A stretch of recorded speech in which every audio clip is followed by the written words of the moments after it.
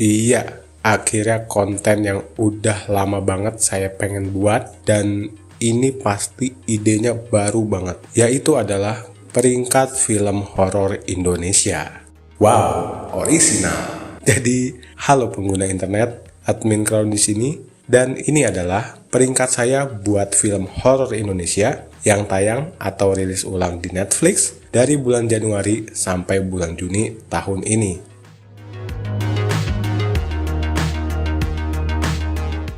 Tadinya ya, saya ngambil 6 bulan itu biar gampang, jadikan per semester gitu. Dan saya pikir jumlahnya nggak bakalan banyak, tapi ternyata ada 11 film gitu ya.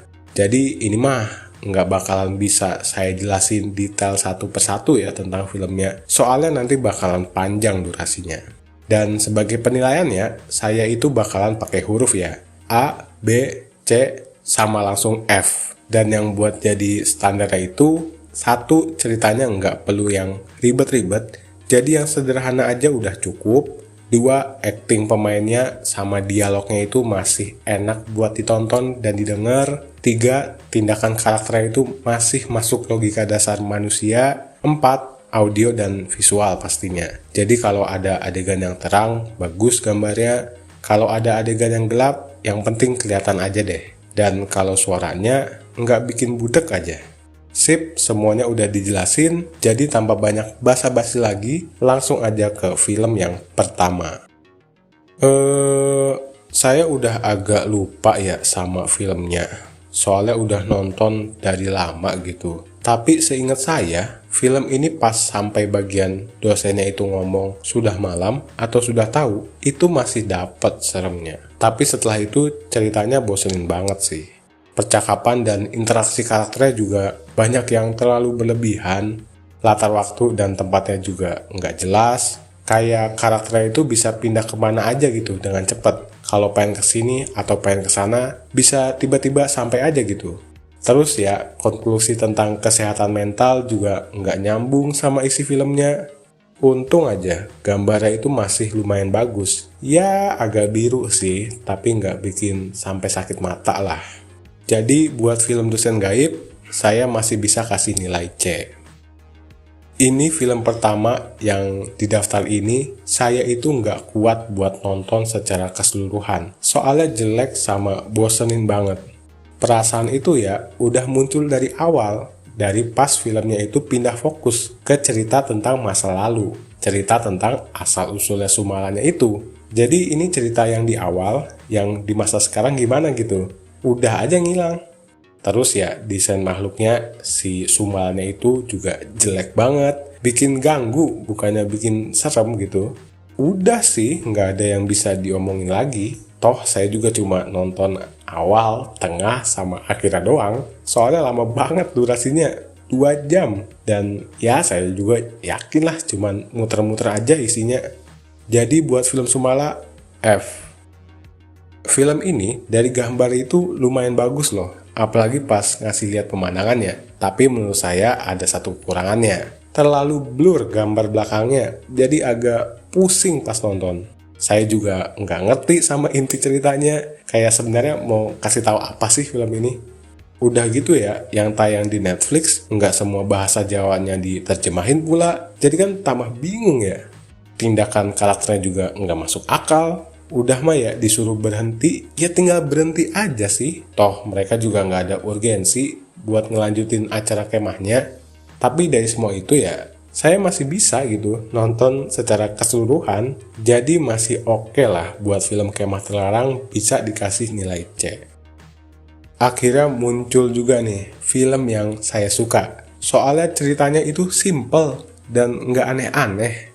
Cuma tentang cerita seorang siswa atau tepatnya siswi bernama Kayla yang kesurupan gara-gara dia ini main jalangkung di makam bapaknya. Tujuannya juga buat minta tolong sebenarnya, supaya ibunya itu pisah sama pasangan barunya. Sialnya ya yang kepanggil malah iblis tingkat tinggi gitu. Ya memang sih agak konyol ini. Nah film ini tujuannya satu aja, buat menyelesaikan kesurupannya Kayla. Ya ada sih cerita lain juga, tapi itu pun jadi latar belakang aja yang bikin kita itu jadi makin kenal sama karakter di film ini.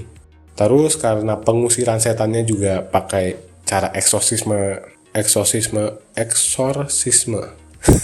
susah kali bah.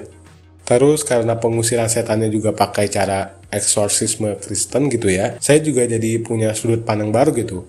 Dan seenggaknya ya, film ini juga mencoba kasih tahu gitu kalau semuanya itu nggak apa-apa mistis. Karena di awal aja kan dikasih saran buat pergi ke dokter dulu. Ya walaupun emang nggak dicoba juga sih. Jadi buat film Kuasa Gelap, saya kasih nilai B. Di catatan, saya lupa film ini tentang apa. Jadi buat film Parewangan, nilainya F. Film yang bener-bener ya nggak nyambung judul sama isinya.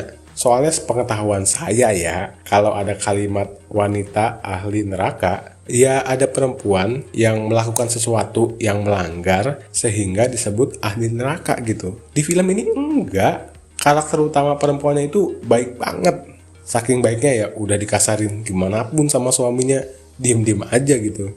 Dan sebenarnya pesan yang mau disampaikan juga bagus, tapi karena saya udah ganjel duluan ya sama judulnya, saya itu nggak bisa nerima dengan baik. Jadi buat film Wanita Ahli Neraka, cukup saya kasih nilai C. Menurut saya, hampir semua aspek di dalam film ini kacau dan cacat logikanya. Kalau lupa kayak Parewangan mah ya nggak apa-apa, tapi ini kan saya inget ya, jadi tambah kesel gitu. Dari cerita aja deh, masa karakter anak kecil yang hilang itu udah dikasih plot penakut, ke kamar kakaknya aja cuma lihat jaket udah ngeri. Ini kok bisa masuk ke rumah yang udah terbengkalai dan punya pikiran gitu. Kayaknya asik tuh ngumpet di situ.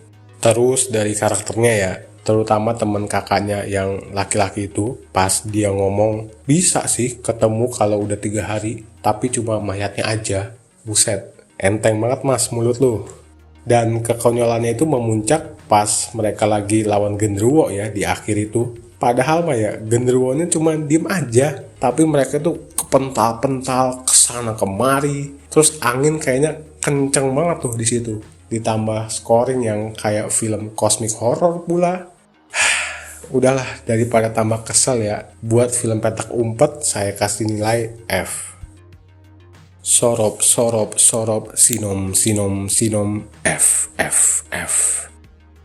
Nah, akhirnya kembali muncul lagi nih film yang saya suka. Walaupun inti ceritanya itu simple, tapi dikemas dengan cukup menarik gitu. Jadi proses menontonnya itu pun menyenangkan, karena selama nonton, saya itu diberi gitu rasa penasaran sama apa yang lagi terjadi. Terus juga jadi ikut nebak-nebak, apa ada orang di balik semua itu, atau emang kepercayaannya itu nyata aja. Acting pemainnya juga enak buat diikutin, terutama si ibu ya, pas bagian ngasih tahu kabar itu bikin merinding sih. Gambarnya juga bagus, pas ada adegan yang gelap itu kelihatan dengan jernih. Ya paling sedikit sih, efek visual itu agak kurang nyata aja, tapi itu pun nggak mengganggu lah. Dan soundtracknya sih, ini soundtrack original yang enak banget.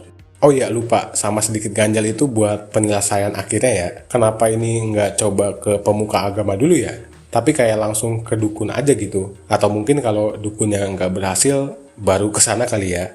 Jadi buat film Almarhum, tadinya saya mau kasih nilai A. Karena hampir semua aspeknya itu saya suka. Tapi masih kayak ada yang kurang gitu. Jadi B dulu kali ya. Ini film pesugihan yang sebenarnya biasa aja, tapi karena semua ceritanya itu cukup jelas, seenggaknya ada alasan yang kuat gitu dibalik semua itu. Jadi ya masih nikmat lah dan nggak pusing gitu nontonnya. Ditambah ada Fanny yang cantik banget di sini. Walaupun sebentar kan jadi betah ya nontonnya. Dan selain itu juga dukunnya masih punya penampilan yang rapih dan lumayan keren lah. Apalagi ya? Film ini kan dari ceritanya, gambarnya, suaranya, terornya, aktingnya ya biasa, ya masih oke lah. Tapi karena film lain ke tahap biasa pun aja udah sulit ya. Jadi buat film Sebelum 7 Hari, saya harus kasih nilai B sih. Yang menarik perhatian saya dari film ini adalah bumper logo Lito Pictures. Ini kayaknya saya yang ketinggalan ya. Soalnya setahu saya Lito perusahaan game gitu. Jadi lumayan bikin kaget lah, tambah 1 poin. Dan selain itu, Film ini juga sebenarnya punya adegan gore yang lumayan bagus gitu. Ceritanya masih bisa lah saya juga terima. Tapi tindakan karakternya itu yang enggak banget deh. Soalnya kayak sinetron banget gitu ngeliatnya. Terutama buat karakter utamanya ya. Ini pergi ke dukun, bukannya tanya dulu syarat dan ketentuannya atau apanya gitu. Ini mah langsung gas aja gitu. Dukunnya juga brengsek sebenarnya. Pas si karakter utamanya itu pengen, udah deh berhentiin aja semuanya. Dia dengan entengnya itu bilang, saya nggak bisa melakukan apa-apa lagi. Ini seumur hidup. Lah, kurang ajar banget. Jadi buat film Pengantin Iblis, saya kasih nilai C. Film ini konyol banget lah semuanya. Untung aja saya nonton pakai kecepatan 1,5 kali ya. Jadi kocak sama lucu banget dah nontonnya. Catatan saya itu sebenarnya ada banyak, cuma udah males lah jabarin satu persatu. Jadi buat film Pulung Gantung, saya kasih nilai F. Akhirnya, film terakhir. Terasa nggak selesai-selesai ini. Untungnya ya, menurut saya film ini juga jelek sih. Jadi bisa langsung aja lah dikasih nilai F. Jadi itu adalah peringkat saya buat film horor Indonesia dari bulan Januari sampai bulan Juni. Totalnya ada 11 film, capek banget ini. Mungkin berikutnya saya bikin per 3 bulan aja kali ya, biar lebih sedikit gitu loh jumlah filmnya. Biar bisa lebih detail juga pembahasannya. Biar saya itu nggak pusing juga loh, inget-inget lagi buat nulis naskahnya. Apalagi kalau film yang saya nggak suka ya. Kalau kalian ada pendapat buat peringkat pribadi saya ini, ataupun kalian punya peringkat sendiri, bisa tulis aja di kolom komentar. Jangan lupa juga buat berlangganan ya, biar dapetin konten-konten baru lainnya. Dan terima kasih. Untuk menyandang gelar yang sesungguhnya, gelar semua umat.